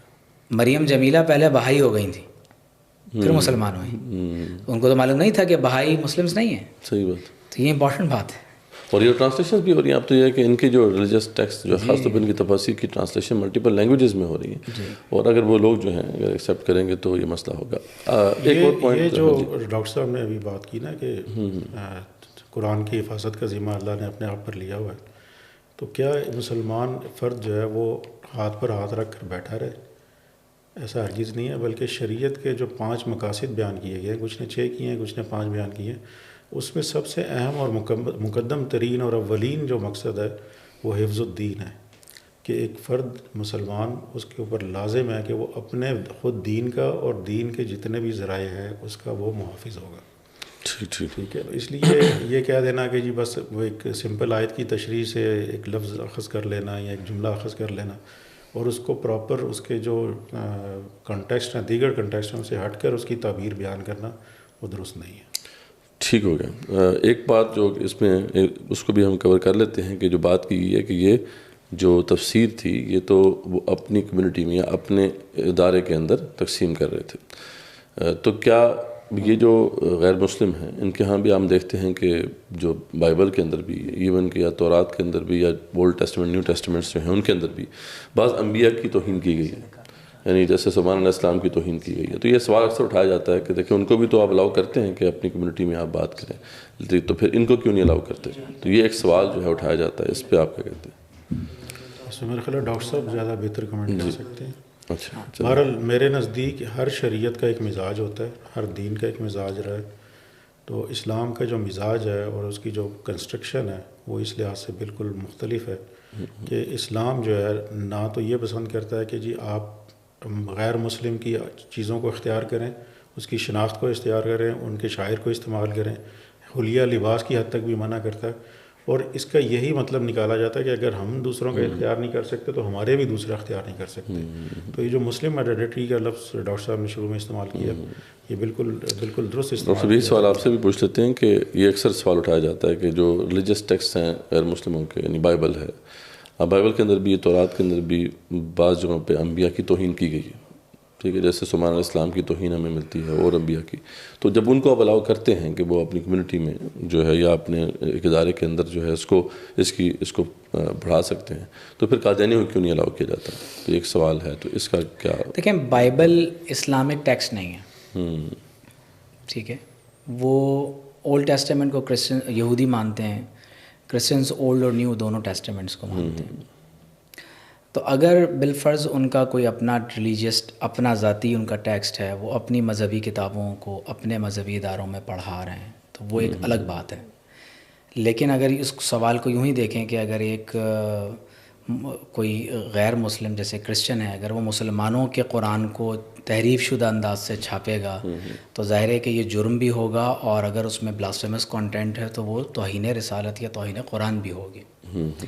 تو اس لیے اس دونوں میں فرق رکھا جائے کہ جیسے بھگوت گیتا ہے یا مہا بھارت ہے یا اولڈ اور نیو ٹیسٹمنٹس ہیں، تو ظاہر ہے کہ اگر کوئی شخص ان کو اپنی مذہبی کتاب کے طور پر دیکھ رہا ہے، اور یہ ہماری بنائی ہوئی کتابیں تو نہیں ہیں، وہ ان کے اپنے ریلیجیس اسکرپچرز ہیں، تو اگر وہ اپنے مذہبی اداروں میں ان کی ترویج و اشاعت کرتے ہیں تو پاکستان کے قانون کے مطابق تو ان کو اجازت دی گئی ہے. لیکن ابھی جو بات زیر بحث ہے وہ یہ ہے کہ کیا قرآن کو اگر کوئی یعنی اگر اس انداز سے کوئی شخص اس کی ترویج و اشاعت اپنے ہاں غیر مسلم ہونے کی حیثیت سے ایک بلاسفیمس انٹینٹ کے ساتھ کرتا ہے تو کیا اس کی اجازت ہو سکتی ہے؟ تو اس کی اجازت نہیں ہے. لیکن اسی طرح فرض کریں کہ اگر کوئی نبی کی توہین پر مبنی کوئی واقعہ ہے تو وہ اگر سر عام کہیں بتایا جائے گا، سنایا جائے گا، یا وہ واقعہ رپورٹ ہوگا کہ جناب دیکھیں فلاں نبی کی نعوذ باللہ توہین کی گئی ہے، تو وہ پھر ایگزیکٹلی ایک ایسی بات ہوگی کہ اگر اس کی باقاعدہ تشہیر شروع ہو جائے، اس کو لوگوں کو بیان کیا جائے، تو پھر جو بھی قانون میں سزا بنتی ہے اس کے مطابق اس کو سزا ملے گی. ٹھیک ہو گیا. بس آخری کچھ ایک دو پوائنٹس ہوتے چلتے ہیں. اچھا ایڈوکیٹ عبدالرحمان صاحب، آپ ذرا یہ اس کا بتائیں کہ جو قاضی فائز اسد صاحب نے ڈیسیژن دیا اور اس کے اندر یہ بات لکھی کہ اگر تو ان آیات کو دیکھا جاتا تو اس کی ایف آئی آر ہی نہیں کٹنی چاہیے تھی. اچھا، اس کے بارے میں یہ کہا جاتا ہے کہ ڈیسیژن جو ہوتا ہے اس کے اندر 2-3 پارٹس ہوتے ہیں. ایک تو اس کے کچھ آرگومنٹس وغیرہ ہوتے ہیں اس کے اندر، اس کے بعد پھر وہ جو ہے اس کے اندر کچھ ایسا ہوتا ہے جس میں صرف جنرل کمنٹس ہوتے ہیں، اور پھر ایک ڈیسیژن کا مین پارٹ ہوتا ہے جس میں باقاعدہ فیصلہ ہوتا ہے. تو یہ جو بات انہوں نے کی ہے، یہ کہا جا رہا ہے کہ یہ تو صرف ایک جنرل کمنٹ ہے، تو کیا اس کا امپیکٹ ہوتا ہے یعنی لوور کورٹس کے اوپر، یا مطلب خاص طور پر سپریم کورٹ کا جو ڈیسیژن ہوتا ہے اس کی کیا اہمیت ہے؟ ذرا یہ بھی واضح کریں کہ اس کی اہمیت کیا ہوتی ہے اور اس کا کیا امپیکٹ ہوتا ہے لوور کورٹس کے اوپر ان ڈیز ٹو کم، یعنی جس میں بعد میں جو ہے اگر اس طرح کے کیسز آتے ہیں لوور کورٹس کے اندر تو کیا سپریم کورٹ کا جو ڈیسیژن ہے اس کو ریفر کیا جاتا ہے یا اس کی کیا امپورٹنس ہوتی ہے اس حوالے سے؟ تو یہ بھی واضح کیجیے. دیکھیں، جب بھی کوئی ایف آئی آر ہوتی ہے اور اس کے اندر اس کا جو ٹرائل ہے یا اس کے بیل کے معاملات ہیں، وہ نچلی ماتحت عدالتیں جو ہیں وہ اس کا فیصلہ پہلے کرتی ہیں. تو سپریم کورٹ کی کوئی بھی ججمنٹ جب ان کے سامنے بطور حوالہ پیش کی جاتی ہے، بطور عدالتی نظیر پیش کی جاتی ہے، تو وہ ان کے لیے کانسٹیٹیوشنلی بائنڈنگ افیکٹ رکھتی ہے کہ وہ اس کے اوپر ہر صورت میں ہی عمل درآمد کریں. اب ہر ججمنٹ کے 2-4 حصے ہوتے ہیں جس میں کچھ آپریٹیو پارٹس ہیں، کچھ نان آپریٹیو پارٹ ہیں. تو یہ ان چیزوں کو جب لوئر لیول پہ جو ججز ہیں، نچلی عدالتوں میں جو ججز ہیں، وہ اتنا مائنیوٹلی نہیں دیکھتے، وہ چند جملوں کو دیکھنے کے بعد اس کیس پہ فیصلہ کر دیتے ہیں. تو اگر یہ ججمنٹ برقرار رہتی ہے اور as a reported judgment publish بھی ہو جاتی ہے، اور یہ آیات جن سے غلط استدلال کیا گیا یہ بھی اس کا حصہ رہتی ہیں، تو یہ آئندہ مستقبل میں آنے والے جتنے بھی مقدمات ہیں ان پہ اس کے بڑے گہرے اور بڑے دور رس نتائج مرتب ہوں گے، جو کہ مسلمانوں نے پاکستان کے لیے کسی صورت بھی درست نہیں ہے. ٹھیک ہے، یہ جاننا بڑا ضروری ہے آڈینس کے لیے کہ ہم جو اس بات پہ ایک آواز بلند کر رہے ہیں کہ یہ ڈیسیژن ہو سکتا ہے کہ ایک راہ ہموار کر دے. جی منصف بھائی، اس میں دیکھیں ایک ہوتا ہے پارلیمنٹ میڈ لا اور ایک ہوتا ہے جو جج میڈ لا ہے. اچھا، تو یہ جو سپریم کورٹ کے اور ہائی کورٹس کے جتنے بھی فیصلے ہیں یہ ایک لا بن جاتے ہیں، یہ ان کو پریسیڈنٹس کہا جاتا ہے اور یہ ایک لا ہی کنسیڈر ہوتے ہیں. اور اس کو ریفر بھی کیا جاتا ہے باقاعدہ. جی بالکل، اس کو باقاعدہ پھر ریفر کیا جاتا ہے، جس طرح ہم اپنی ڈسکشن میں فیڈرل شریعت کورٹ کے اور سپریم کورٹ کی ججمنٹس کا ذکر کر رہے ہیں، تو وہ ان کے اوپر ایون کہ خود ہائی کورٹس پہ اور سپریم کورٹ پہ بھی بائنڈنگ ہو جاتے ہیں. تو اس لیے ہمیں بہت ضرورت ہے اس چیز کی کہ ہم اس فیصلے کی تصحیح کروائی جائے، اور امید رکھتے ہیں کہ انشاءاللہ قاضی فائز عیسیٰ صاحب اس میں انشاءاللہ امید رکھتے ہیں کہ وہ اس بات کو ضرور مد نظر رکھیں گے. ڈاکٹر صاحب، آخری بات یہی جو آیات ریفر کی گئیں ججمنٹ کے اندر، تو اس کے بارے میں تو تقریباً سب جتنے بھی مکاتب فکر ہیں پاکستان میں، ان کے جو اسکالرز علماء نے یہ اپنے کمنٹس دیے ہیں کہ یہ ان کو غلط ریفر کیا گیا. جیسے ان نحن نزلنا الذکر وإنا لہ لحافظون کے اوپر آپ نے اپنی رائے بھی دی، اپنا جو ہے اپنا کمنٹ دیا. اس طریقے سے لا اکراہ فی الدین کی بات کی گئی کہ دین میں کوئی جبر نہیں ہے. اس کے بارے میں بھی آپ تھوڑا بتائیں کہ کیا یہ آیت اس مقام پہ ریفر کرنا درست تھا اس کو؟ دیکھیے، دین میں جبر نہیں ہے، دین میں داخلے پر جبر نہیں ہے. آپ ساری تفاسیر میں شان نزول پڑھ کر دیکھ لیجئے.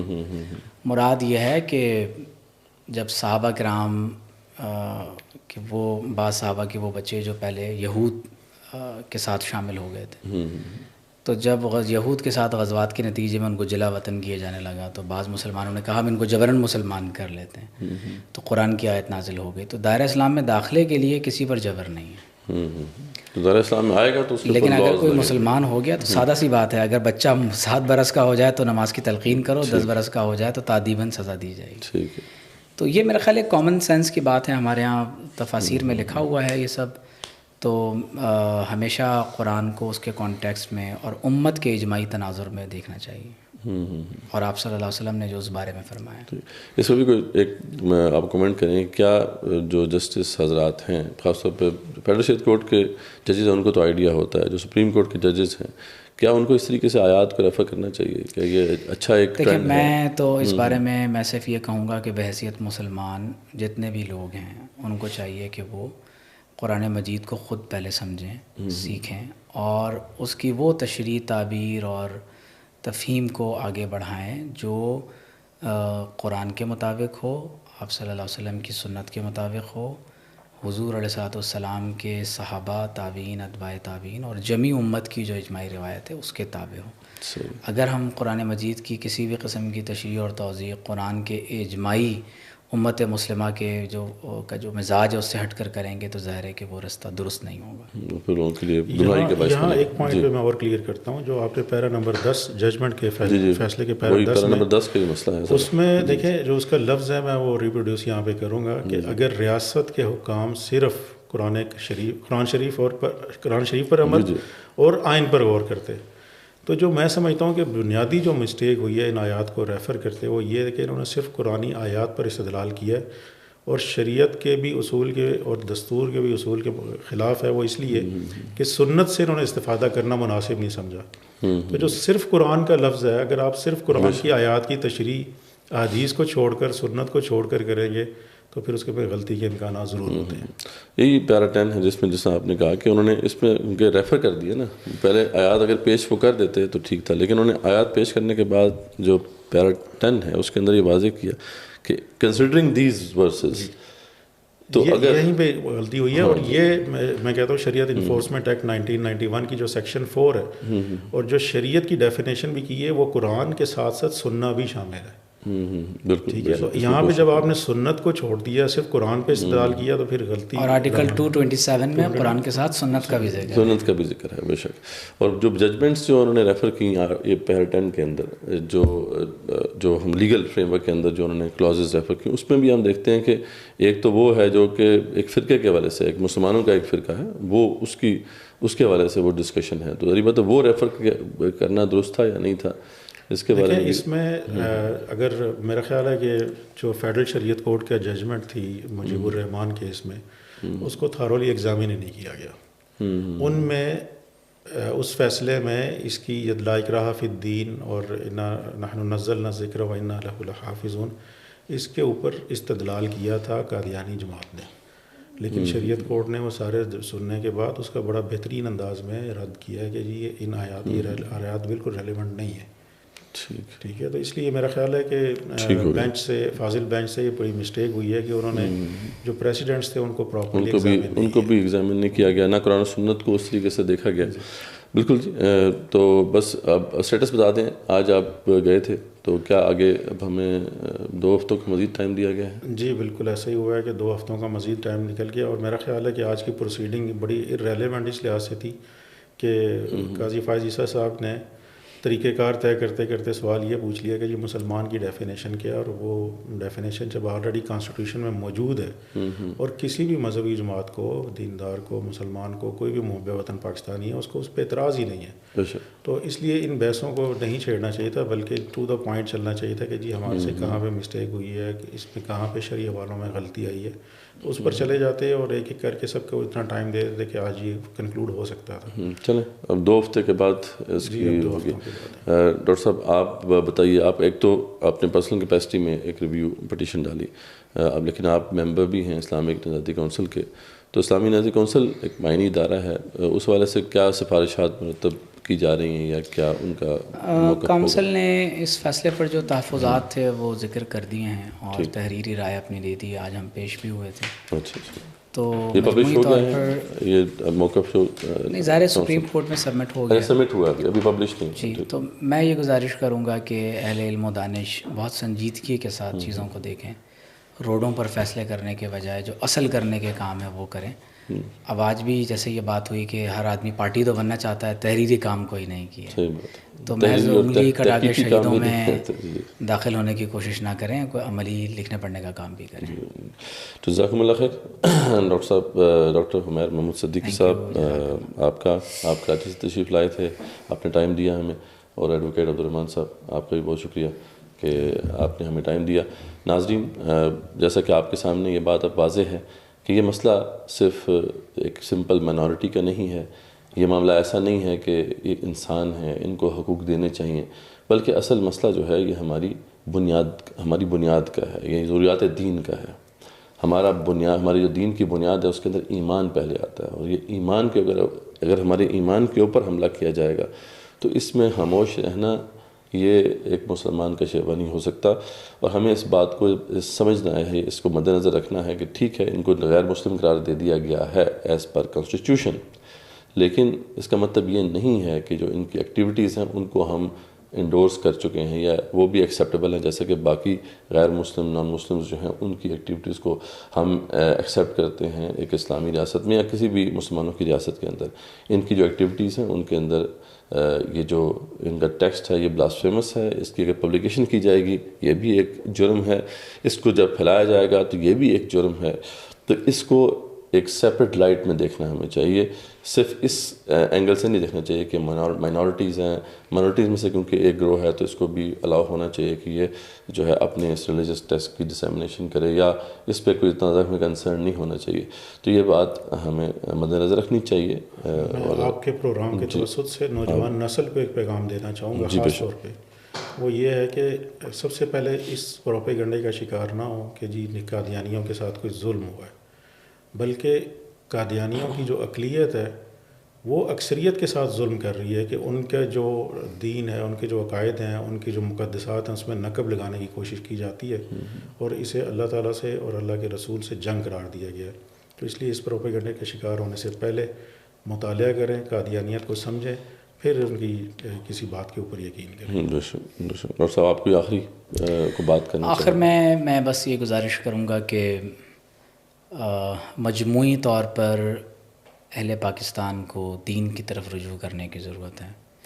نوجوان کنفیوژن کا شکار اس لیے ہیں کہ ہمارے سوشل میڈیا پہ ہمارے مذہبی جو شناخت رکھنے والے لوگ ہیں وہ عجیب و غریب عنوانات پر بحث کرتے ہیں، نتیجتاً ہمارے نوجوان کنفیوژن کا شکار ہو جاتے ہیں. تو خدا را امت کے ان موضوعات پر بات کریں جس سے یگانگت پیدا ہو، اتحاد پیدا ہو، باہمی محبتیں ایکسچینج ہوں، اور جو کامن آپ کے ایشوز اور پرابلمس ہیں ان کو سالو کرنے کی سالو کیا جائے. بے شک جو اصل بات یہ ہے کہ ہمیں جب بھی اس طرح کا ایشو ہو، سینسٹیو ایشو ہوتا ہے، ہمیں پڑھنا چاہیے، تحقیق کرنا چاہیے. جیسے ڈاکٹر صاحب نے کہا، ایڈوکیٹ عبدالرحمٰن صاحب نے کہا، ہمیں پڑھنا چاہیے، دیکھنا چاہیے کہ اصل ایشو ہے کہاں، اور پھر اس کے مطابق ہم جو ہے اس کے اوپر کمنٹ کریں. کیونکہ سوشل میڈیا ہے، ہر کسی کے پاس مائک بھی ہے، کیمرہ بھی ہے، تو اس طرح کے موضوعات کے اوپر جب ہم اس طرح ایک کانٹینٹ جنریٹ کرتے ہیں تو اس سے پھر بہت بڑی کنفیوژن پیدا ہوتی ہے سوسائٹی کے اندر. تو ہمیں اس ذمہ داری کا احساس ضرور رہنا چاہیے.